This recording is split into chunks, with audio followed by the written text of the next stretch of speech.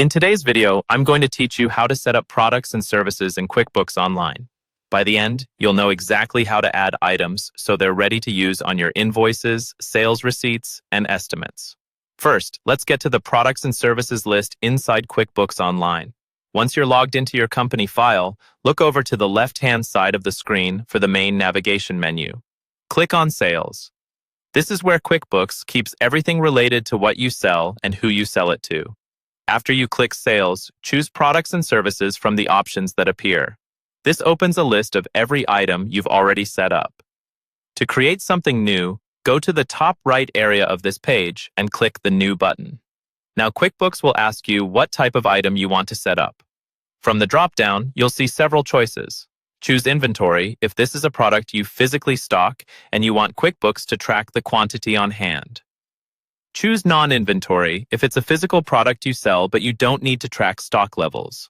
Pick Service if you're setting up something like consulting, repairs, or any other service you provide. And select Bundle if you want to group multiple products and services together and sell them as a package. Take a moment to choose the type that best matches how you actually sell this item in your business.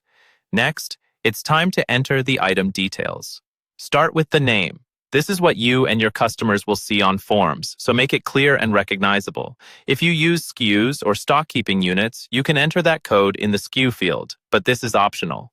For category, pick an existing category or create a new one to help keep your list organized, especially if you have a lot of items.